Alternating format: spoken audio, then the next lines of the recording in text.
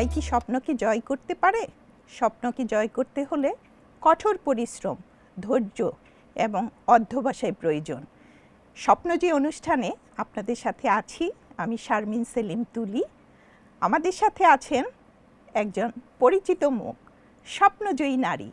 তিনি হলেন, আমরা সবাই চিনি, বুলবুল টুম্পা।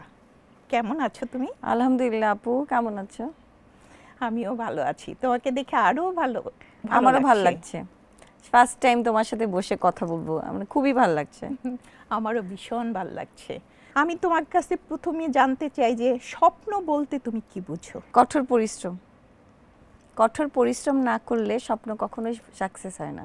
স্বপ্ন দেখতে হবে, স্বপ্নকে ভালো লালন করতে হবে এটাকে, তারপর কঠোর পরিশ্রম করতে হবে, টাইম মেনটেন করতে হবে, হাম্বেল হতে হবে এবং প্রচুর পরিমাণে পরিশ্রম করতে হবে।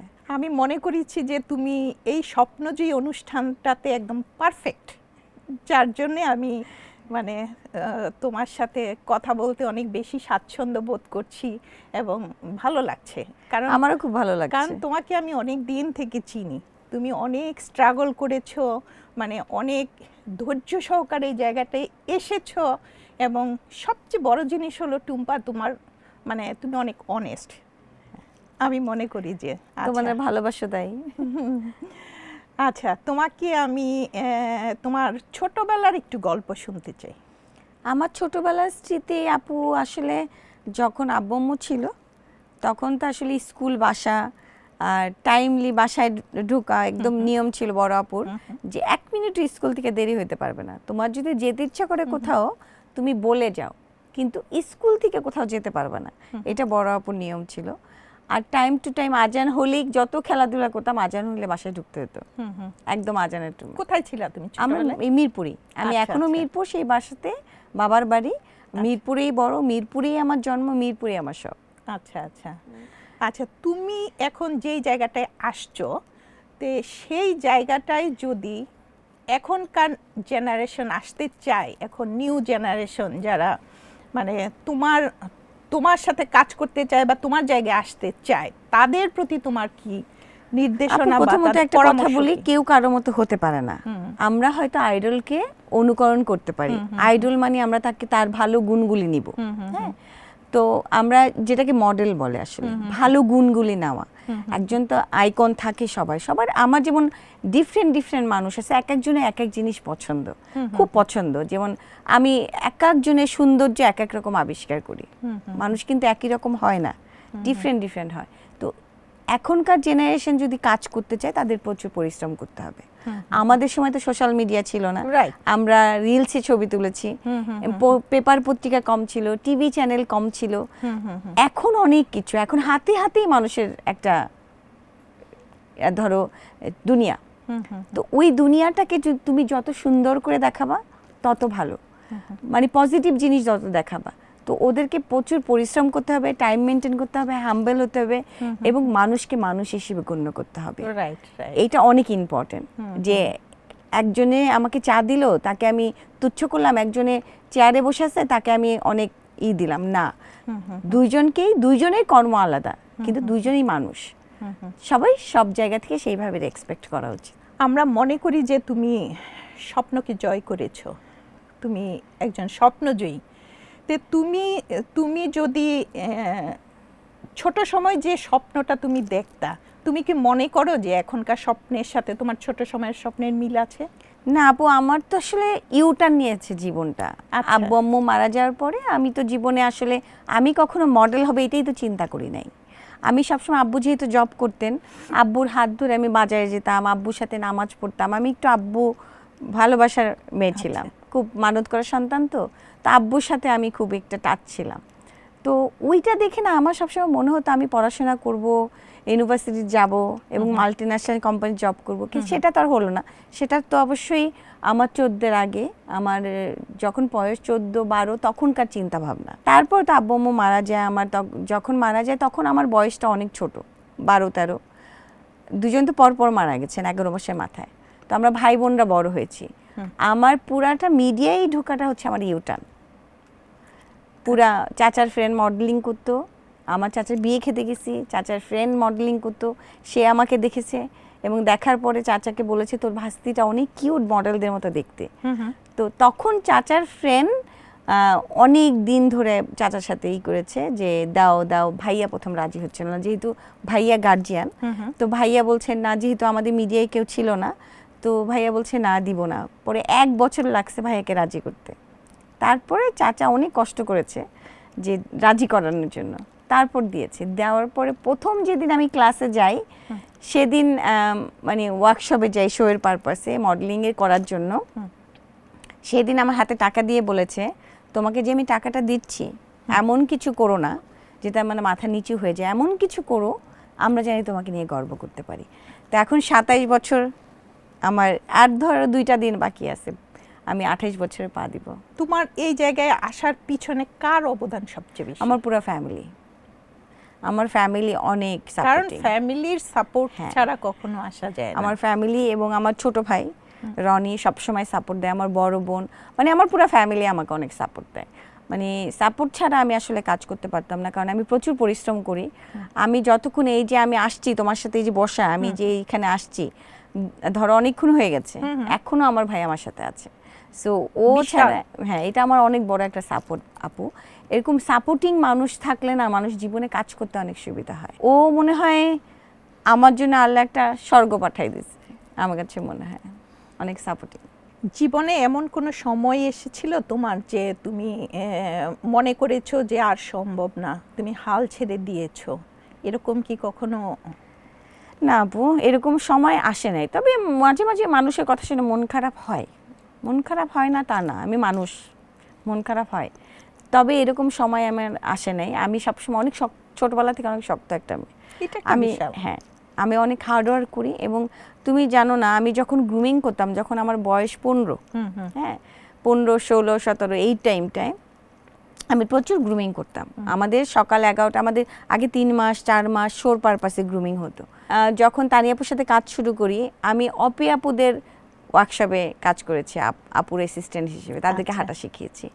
তারপর তো এই লাক্স মিমদের থেকে শুরু হয়েছে আমার লাক্স করা। লাক্স করছি টানা, এই যে এই বছরে যেই প্রোমোটা গেছে লাক্সের, ওইটাও আমার স্টাইলিং করা। তো আমি অনেক কাজ করি আপু, হয়তো বা আমি সোশ্যাল মিডিয়া একটু কম দিই, বাট আমি অনেক কাজ করতে পছন্দ করি। আমি কাজ না করলে অসুস্থ হয়ে যাই। এটা আমি জানি। হ্যাঁ, আমার কাজ করতে ভালো লাগে এবং সময়টাকে আমি খুব মূল্য দিই। যে সময় চলে যায় এটা ফেরত আসে না।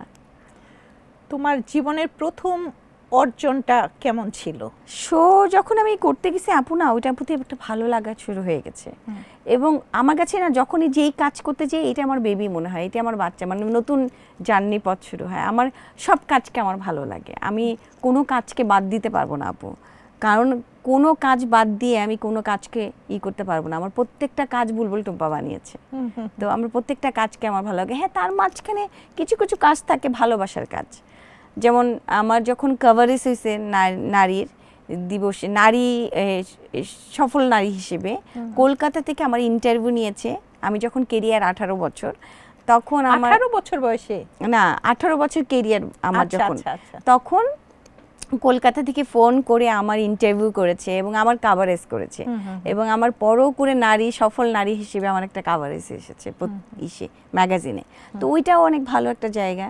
আমি যখন জাপানে শো করতে গেছি, বা আমার পিপল ট্রি ম্যাগাজিনে যখন আমার ছবি আসছে 2007-8-এ, ইউকে, ইউএস আর জাপানে বের হয়, এবং ওদের পুরা টিম ফরেনার, পুরো টিমই বাইরে, আমি একা বাংলাদেশি।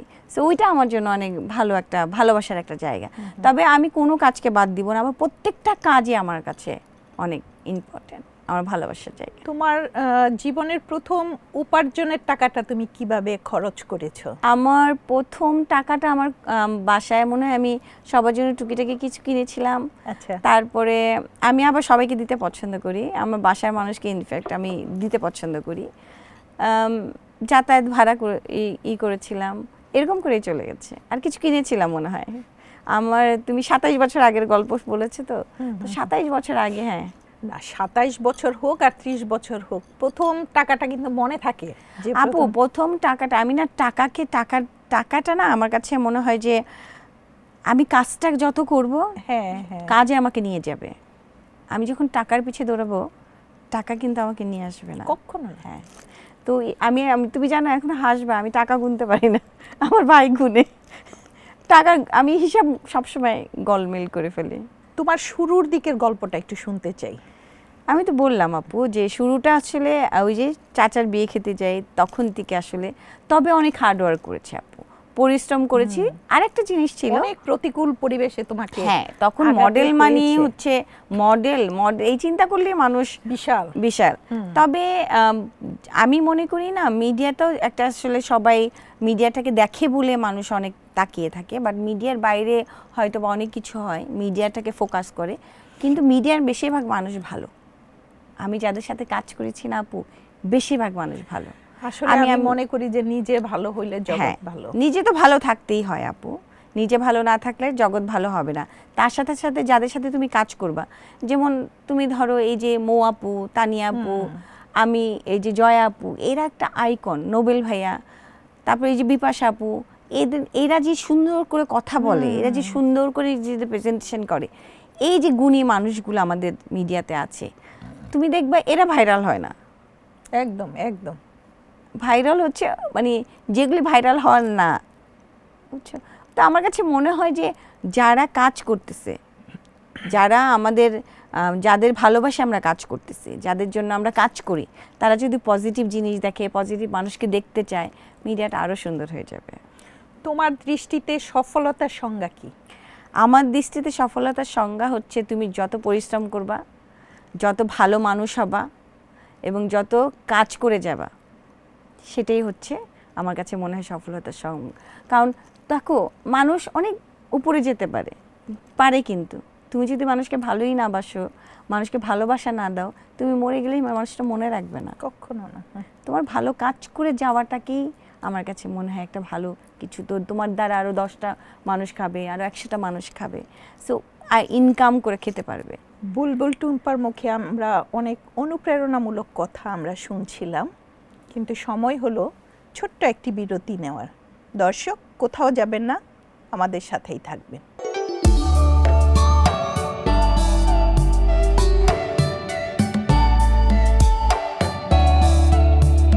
প্রিয় দর্শক, স্বপ্নজয়ী অনুষ্ঠানে বিরতির পর স্বাগত আবার। কথা হচ্ছিল বুলবুল টুম্পার সাথে।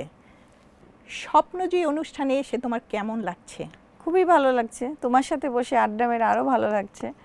কারণ আমি তোমার সাথে পরিচয় হওয়ার পরে না, আমার কাছে মনে হয় তুমি একটা বট গাছ, তুমি এত ভালো ভালো কাজ করো, তোমার সাথে থাকতে ভালো লাগে, তুমি যখনই ডাকো আমি আসি, কারণ তোমার ব্যবহার অনেক ভালো আপু।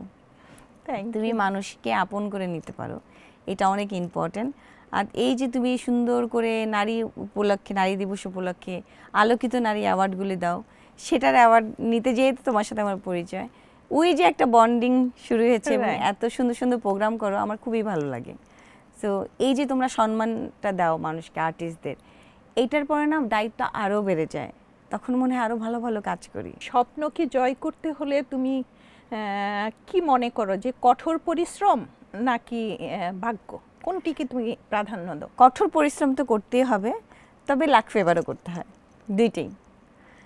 ধরো আমি কাজ করে গেলাম, আমি আমার লাইনে কাজ করলাম না, যেটা আমার ভালো লাগছে না, আমি সেই লাইনে কাজ করলাম না, হয়তোবা ওইটা আমার লাক ফেভার করে নাই। তো দুইটাই হতে হয়, তোমার পরিশ্রমও করতে হয়, আবার রিজিকটাও তো নিয়ে আসতে হয়। এবার একটা অন্যরকম প্রশ্ন করব তোমাকে। সমালোচকদের সমালোচনা তুমি কিভাবে মানে অ্যাকসেপ্ট করো বা কিভাবে সামলে নাও? ইগনোর, আমি শুনিই না, কারণ আমার কাছে মনে হয় কি যে এই এই এই কথাগুলো শোনার মতো আমার টাইম নাই। রাইট, হ্যাঁ, সো আমি ইগনোরই করি, আমি এই কথাগুলো শুনি না আপু। ও ছোটবেলা থেকে তো কম কথা মানুষ বলে না, বলে কিন্তু জেলাসি থেকে, না না জেলাসি থেকে মানুষ কথা বলে। আবার ধরো মানুষ কাজ করতে গেলে যখন আমি ভালো কাজ করতেছি ওইটাও নিতে পারে না, তো এরকম থেকে মানুষ হয়। কিন্তু তুমি তো জানো তুমি ভালো কাজ করছো, সবসময় আমি মনে করি আমি তো জানি আমি ভালো কাজ করছি, আত্মবিশ্বাস, আমার পরিশ্রম, আমি তো জানি আমি আল্লাহর সাথে ঠিক আছি, আমি কাউকে ঠকাচ্ছি না, কোনো খারাপ কাজ করছি না, বা আমি আমার ফ্যামিলির সাথে ঠিক আছি, সব কিছু মিলে সবসময় আমি মনে করি আমি পরিশ্রম করছি, আমার ফ্যামিলির সাপোর্ট আছে, সো আমার এই কথাগুলো আমার না শুনলেও চলবে। তবে একটা জিনিস আপু, যারা সমালোচনা করে না তখন মনে হয় যে আমি কিছু হয়েছি। একদম একদম। হ্যাঁ, এটাও আমি আবার অনেক মাঝে মাঝে এনজয় করি। আমার কাছে লাগে না আপু, খারাপ লাগে না? না, মানে আগে ছোটবেলায় লাগতো, এখন তো একটু বড় হয়েছি, এখন তো বুঝি, ম্যাচুরিটিটা এখন আসছে, তো এখন আর ওই জিনিসগুলো গায়ে লাগে না, কারণ আমি তো জানি আমি কি। সো ভালোই লাগে যখন মানুষ আমাকে নিয়ে কথা বলা শুরু করবে, তখনই তো আমি তখনই মনে করবা যে তুমি এগিয়ে গেছো। হ্যাঁ, একটা কাজ করছি, এই জন্য মানুষ কথা বলে। তুমি কেমনে দেখো আপু? আমিও এইভাবেই দেখি। আমি মনে করি যে যখনই সমালোচনা আসে তখনই মনে করি যে হ্যাঁ আমি রাইট ট্র্যাকে আছি, যার জন্য আমার সমালোচনা হচ্ছে, যার জন্য এই জায়গাগুলো ইগনোর। হ্যাঁ, তুমি সেটাই বললে আর কি, যে ইগনোর করতে হয়। ইগনোর করি আমি সবসময়। হ্যাঁ। তুমি প্রশংসাটাকে কিভাবে নাও, মানে প্রশংসাটাকে? ভালোবাসা হিসেবে নেই আপু। যখন আমার প্রশংসা করে তখন মনে হয় মানুষটা আমাকে অনেক ভালোবাসে, অনেক ভালোবাসে, এই জন্য আমার ভালোটা বলছে, তো আমি ভালোবাসা হিসেবে নেই। আমার মধ্যে না অহংকারটা আসে না, দেখবা আমি খুব অনায়াসে সবার সাথে কথা বলি। একদম একদম। আমার অহংকার আসে না, বিকজ হয়তো আমার কাজটার জন্য আমি প্রশংসিত হয়েছি, বাট অ্যাজ এ পার্সন তো আমি মানুষ হিসেবে তো মানুষকে রেসপেক্ট করা উচিত। তা আমি সবসময় মানুষ হিসেবে মানুষকে দেখি। এই যে অহংকারটা যখন না আসে তখনই সে কিন্তু পারফেক্ট মানুষ। পারফেক্ট কিনা জানি না আপু, চেষ্টা করি ভালো কিছু করার। অহংকার যখনই না আসে তখনই আমি মনে করি যে হ্যাঁ আমি পারফেক্ট। হ্যাঁ, মানে ভালো কাজ করার চেষ্টা করি। আমি জানি না, আমি সৎ জ্ঞানে কখনো কারো ক্ষতি করার চেষ্টা করি নাই। আমার কাছে মনে হয় না আমি এখন পর্যন্ত করেছি। পারলে উপকার করি, আর না পারলে চুপ থাকি, রাইট। কারো সমালোচনাও করি না। তোমার সাথে যে এতদিন আমার পরিচয়, তুমি কখনোই শুনবা না আমি কারো নিয়ে সমালোচনা করি। একদম না, এই জন্যই তো তোমাকে আমি পছন্দ করি। আমার ভালো লাগে না, আমার কাছে মনে হয় ওইটা তার পার্সোনাল ব্যাপার, ওটা তার আলাদা লাইফ, সময়টা কোথায়? সময় নেই, আর আমি আমার কাজ নিয়েই ব্যস্ত থাকি। তুমি তোমার পার্সোনাল লাইফ এবং তোমার কাজ দুইটাকে তুমি কিভাবে সামলাও? আমি খুব সুন্দর করে ব্যালেন্স করতে পারি। আমার কাজের জায়গাটাকে পুরাই গুণ, বিশাল গুণ, প্রফেশনাল, আর আমার পার্সোনাল লাইফ তো পার্সোনাল লাইফ। যেমন আমি যেহেতু জয়েন্ট ফ্যামিলিতে থাকি, আমার ভাগনা ভাগ্নি, আমি এই রিসেন্ট নানিও হয়েছি, দাদিও হয়েছি, ভাগনা ভাগ্নিদের বাচ্চা কাচ্চা হয়ে গেছে। সো আমি ছোটবেলার থেকে না একটু ফ্যামিলি ওরিয়েন্টেড, মানে ফ্যামিলির সাথে থাকতে পছন্দ করি। আমি একা থাকতে পারি না, ফ্যামিলির কারো না কারো থাকতে হবে আমার সাথে। ফ্যামিলি একটা বিরাট ব্যাপার। হ্যাঁ, ফ্যামিলিতে আমি খুব পছন্দ করি। আমি যেমন বাসায় গেলে আমি একটা বাচ্চা মানুষ, কিন্তু বাইরে আমি খুব ম্যাচিউরড। বাসায় গেলে আমি বাচ্চা। ইনফ্যাক্ট আমার ফ্রেন্ডদের সাথে আমি অনেক বাচ্চা থাকি। তোমার ভবিষ্যৎ পরিকল্পনা কি? আমি মনে করি কি আপু, যখন তুমি বর্তমানে ভালো কাজ করবা, এটাই ভবিষ্যতে কথা বলবে। সো আমি বর্তমানে ভালো কাজ করে যেতে চাই। যত ভালো কাজ করব ভবিষ্যতে সেটাই কথা বলবে। আর ধরো আমি ভবিষ্যৎ চিন্তা করে রাখলাম যে আমি অমুক হব, কিন্তু আমি কাজ করছি না, তাহলে তো হবে না।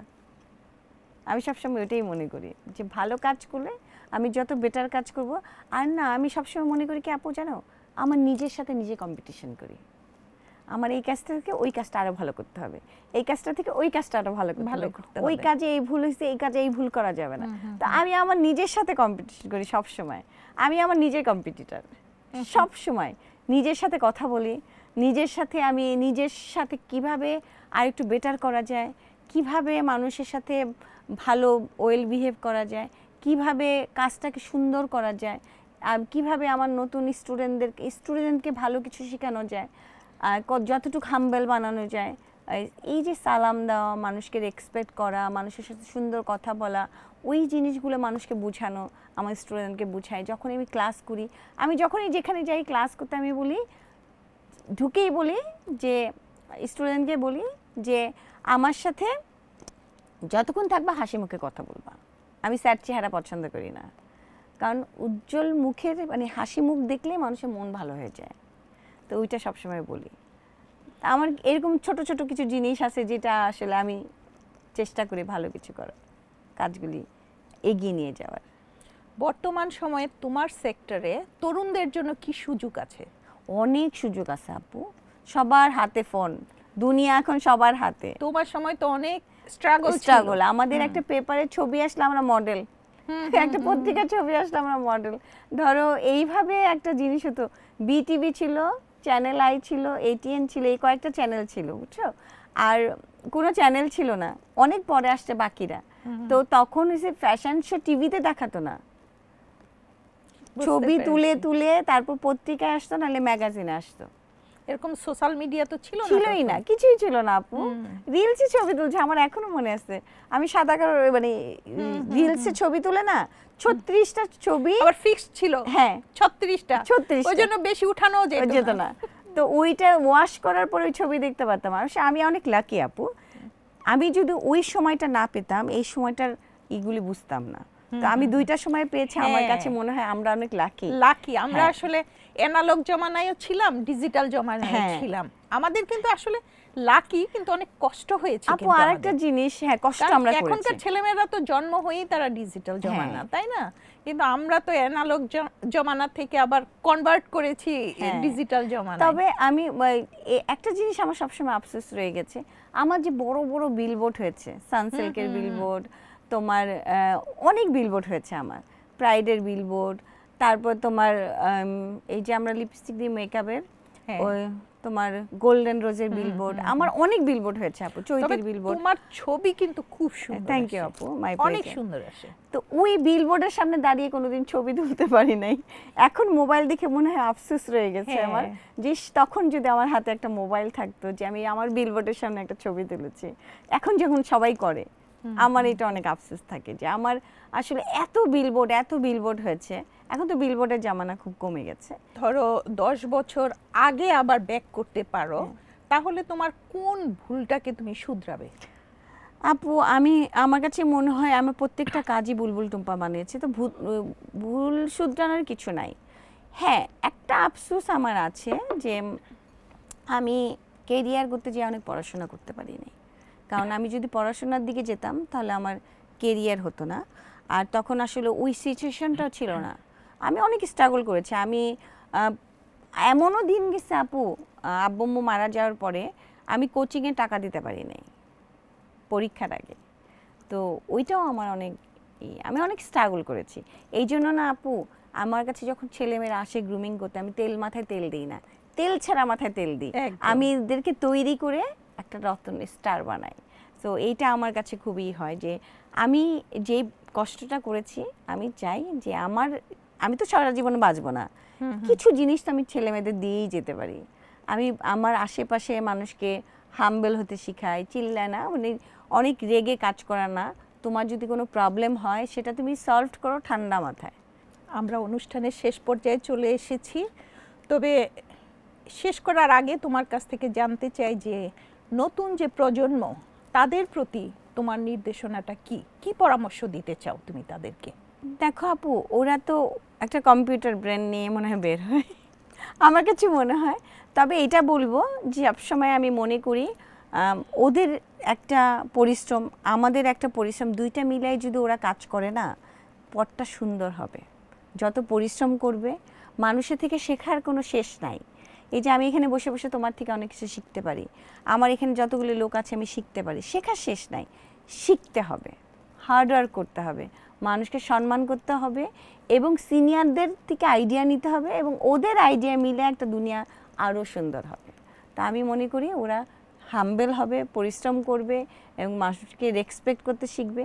হতে পারে ওদের আইডিয়ার সাথে মিলছে না, ধরো ও একটা কথা বললো আমার সাথে যাচ্ছে না, কিন্তু ডিসকাস করতে হবে যে কীভাবে জিনিসটা করা যায়, কিভাবে হলে ভালো হয়।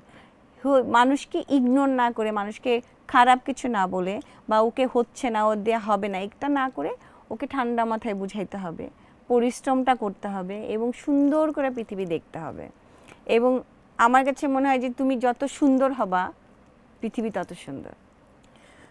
তোমার কাছে আসলে অনেক অনুপ্রেরণামূলক কথা আমরা শুনলাম। আশা করি যে দর্শকরা অনেক উপকৃত হবে তোমার কথা শুনে, এবং আমি আশা করি যে নতুন যে জেনারেশনরা, ওরা তোমার কাছ থেকে অনেক কিছু নিতে পেরেছে, শিখতে পেরেছে। তোমাকে অসংখ্য ধন্যবাদ। তোমার জন্য ছোট্ট একটি উপহার আমাদের অপরাজিতার পক্ষ থেকে। থ্যাংক ইউ আপু, থ্যাংক ইউ সো মাচ। খুব সুন্দর একটা গিফট দিয়েছো, আমার খুবই ভালো লাগছে। আর তোমার সাথে আড্ডা মেরে তো আরও ভালো লাগছে। গ্রিন টিভিকে অনেক অনেক ধন্যবাদ আমাকে এত সুন্দর একটা প্রোগ্রামে ডাকার জন্য। আমি জানি না আমি কতটুকু সফল, বাট চেষ্টা করি ভালো কিছু করার জন্য। আশা করব আপনারা মানুষের সাথে সুন্দর করে কথা বলবেন, হাসি মুখে কথা বলবেন, ভালো কথা বলবেন। আপনারা যখন ভালো কিছু বলবেন আমরা তখন উৎসাহ পাবো, ভালো কিছু করব। আমরা আরও স্বপ্নের কিছু করতে পারবো। আপনাদের জন্য দোয়া করবেন, আর সবাইকে অনেক অনেক শুভেচ্ছা ও ভালোবাসা। ধন্যবাদ টুম্পা তোমাকে। প্রিয় দর্শক, কথা হচ্ছিল স্বপ্নজয়ীর সাথে। আগামী পর্বে দেখা হবে অন্য কোনো স্বপ্নজয়ীর সাথে। আমাদের সাথেই থাকবেন। ধন্যবাদ।